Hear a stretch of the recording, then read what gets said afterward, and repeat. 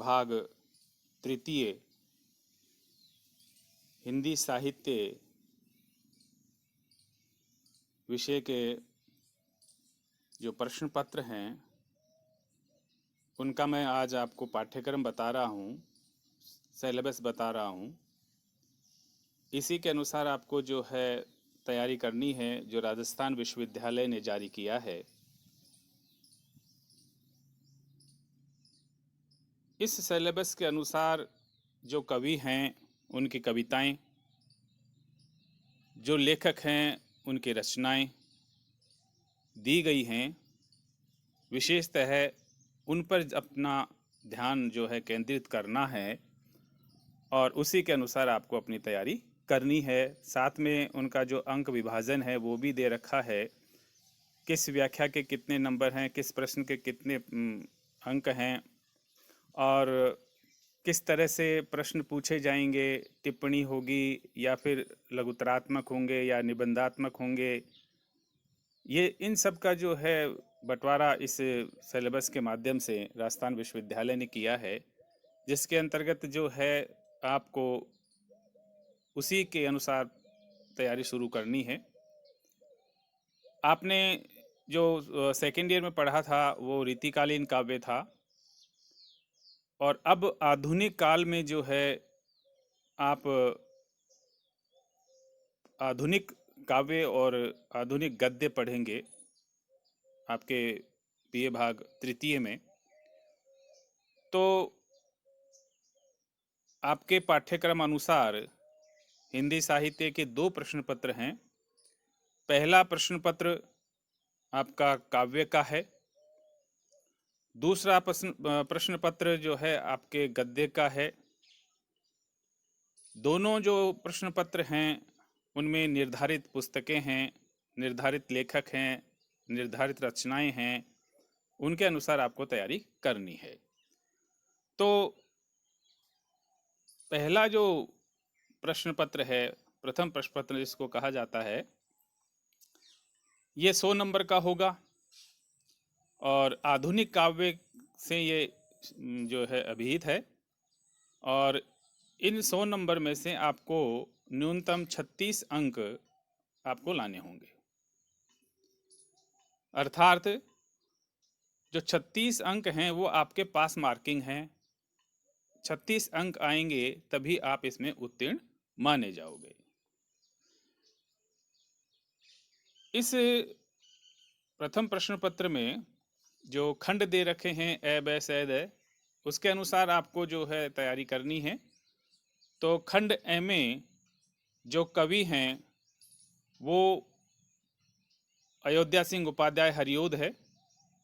इनका जो प्रिय प्रवास है सर्ग 6, प्रथम जो 40 छंद है वो निर्धारित है आपके लिए।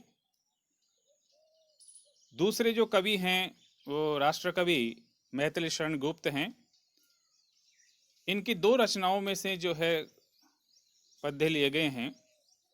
एक साकेत जिसका 9वां सर्ग है और इस 9वां सर्ग में जो 6 पद हैं वो आपको पढ़ने हैं व्याख्या के लिए।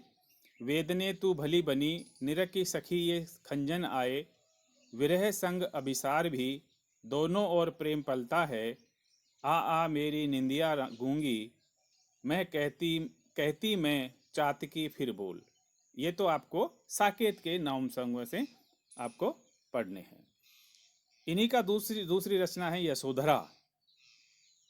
तो ये यशोधरा जो है उसमें 3 पद चयनित किए हैं। सखी वे मुझसे कहकर जाते, इनका प्रसिद्ध पंक्तियां हैं। सखी वे मुझसे कहकर जाते, अब कठोर हो वज्रादपि, ओ कुसुमादपि सुकुमारी, हे मन आज परीक्षा तेरी।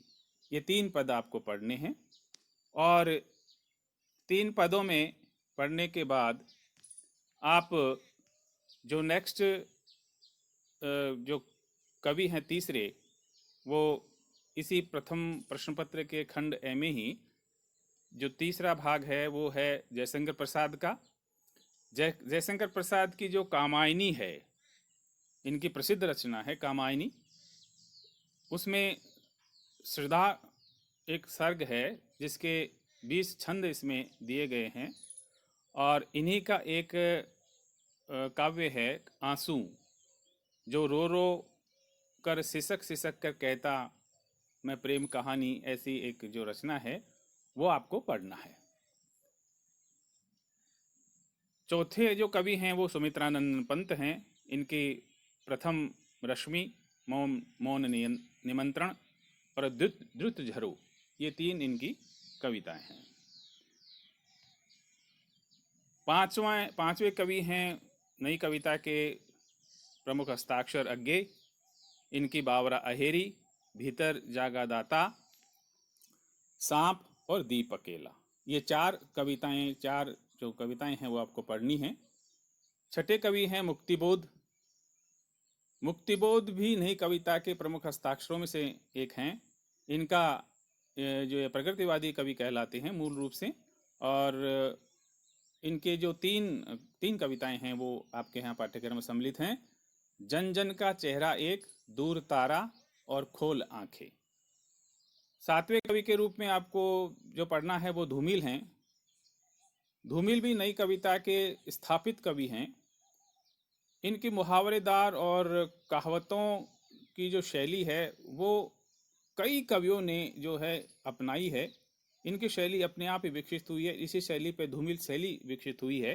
तो इनकी प्रौढ़ शिक्षा और मोचीराम, ये 2 कविताएं आपको पढ़नी हैं।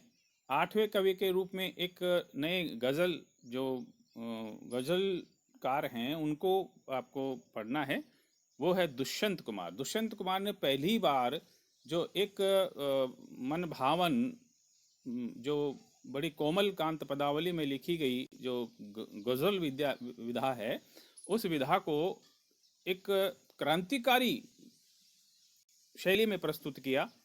और इनकी जो 9 गज़ल हैं आपको पढ़नी हैं। इस नदी की धार में ठंडी हवा आती तो है, नाव जर्जर ही सही लहरों से टकराती तो है, ये इनकी पहली गज़ल है। खंडहर बचे हुए हैं, इमारत नहीं रही, अच्छा हुआ कि सर पे कोई छत नहीं रही। परिंदे अब भी पर तोले हुए हैं, हवा में सनसनी घोले हुए हैं। एक कबूतर चिट्ठी लेकर पहली पहली बार उड़ा, मौसम एक गुलेल लिए था, पट से नीचे आ गिरा। एक गुड़िया की कई कठपुतलियों में जान है, आज शायर ये तमाशा देख हैरान है। होने लगी है जिसमें जुम्बिश तो देखिए, पर कोटे के परिंदे की कोशिश तो देखिए। अब किसी को भी नजर आती नहीं कोई दरार, घर की हर दीवार पर चिपके हैं इतने इश्तिहार। हो गई है पीर पर्वत सी पिघलनी चाहिए, इस हिमालय से कोई गंगा निकलनी चाहिए। बाढ़ की संभावनाएं सामने हैं और नदियों के किनारे घर बने हुए हैं। इस तरह से इनकी 9 गज़ल हैं जो आपको पढ़नी है। खंड ब में जो आधुनिक काव्य की जो प्रवृत्तियां हैं, आधुनिक काव्य के जो अलग अलग भाग हैं वो आपको पढ़ने हैं। इनकी जो प्रमुख प्रवृत्तियां आधुनिक काल की वो है राष्ट्रीय काव्य धारा, जिसको द्विवेदी काल भी कहा जाता है। छायावाद, प्रगतिवाद, प्रयोगवाद और नई कविता, ये आपको पढ़नी है। इनमें से आपको जो है प्रश्न पूछे जाएंगे, एक किसी प्रवृत्ति पर आपको प्रश्न पूछे जाएंगे, और आपका जो अंक विभाजन होगा ये बहुत इम्पोर्टेंट है, जिसको आप देख लीजिएगा। खंड ए में से कुल 4 व्याख्याएं, एक कवि से केवल एक व्याख्या पूछी जाएगी और उसका अथवा भी दिया जाएगा, जिसमें 4 व्याख्या पूछी जाएगी। एक व्याख्या 10 नंबर की होंगी, तो 4 व्याख्याएं 40 अंक की हो गई हैं। कुल 3 निबंधात्मक प्रश्न पूछे जाएंगे। एक कवि से संबंधित एक ही प्रश्न पूछा जाएगा, इसमें भी अथवा होगा। और 3 प्रश्नों के जो हैं वो एक प्रश्न जो है 15 नंबर का होगा, तो 3 प्रश्न जो है 45 अंक के हो गए हैं। तो इस तरह से जो आपको ये अंक विभाजन दिया गया है, इसमें जो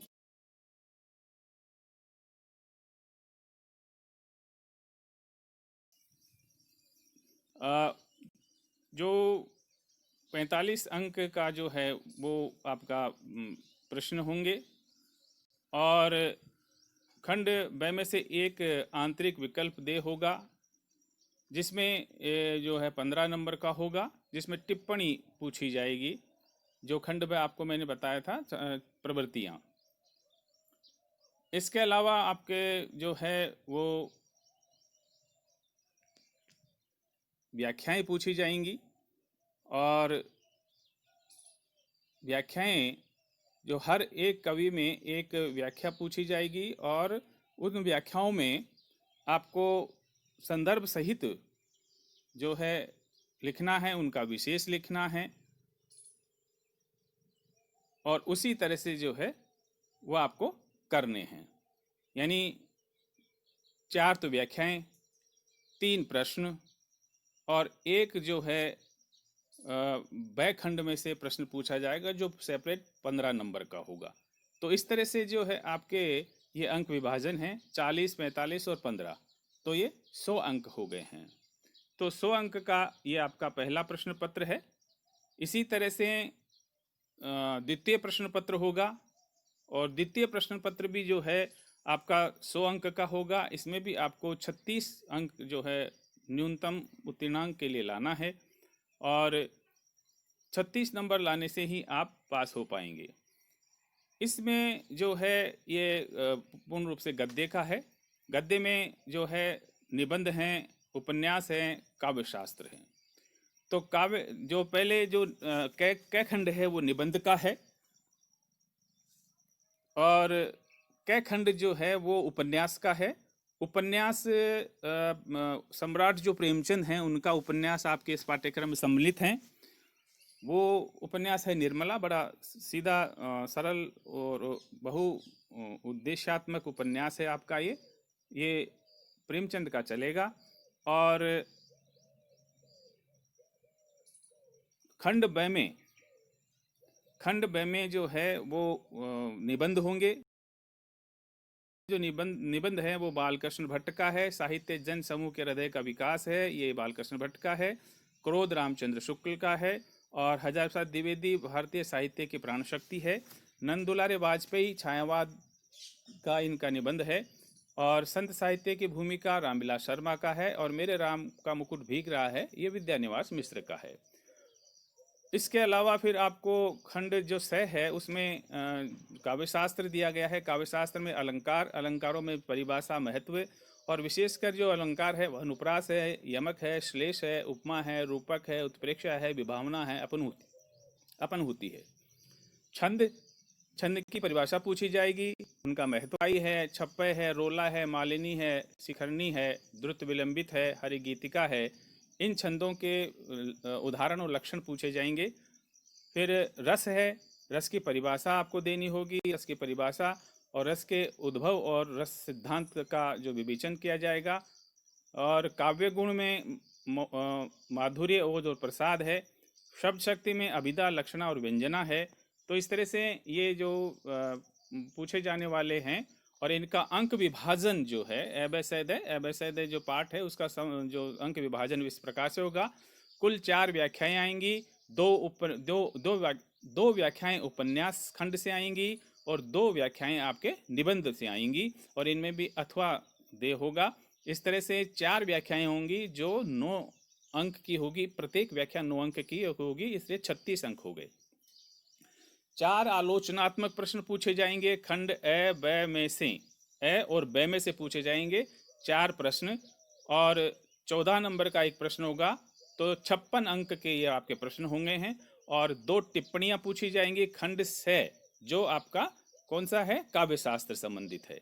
और इसमें से जो है 2 टिप्पणियां पूछी जाएंगी, और 2 टिप्पणियां जो है प्रत्येक टिप्पणी एक 4 अंक की होगी, इसलिए 8 अंक ये हो गए। इससे इस तरह से कुल मिलाकर आपके 100 अंक का ये द्वितीय प्रश्न पत्र होगा, और प्रथम प्रश्न पत्र भी 100 अंक का होगा। तो अपने हिंदी साहित्य का जो है ये कुल मिलाकर के दोनों प्रश्न पत्र 200 अंक के होते हैं, जिसमें आपको 36 लाना है। आप इसी तरह से तैयारी कीजिए। जय हिंद।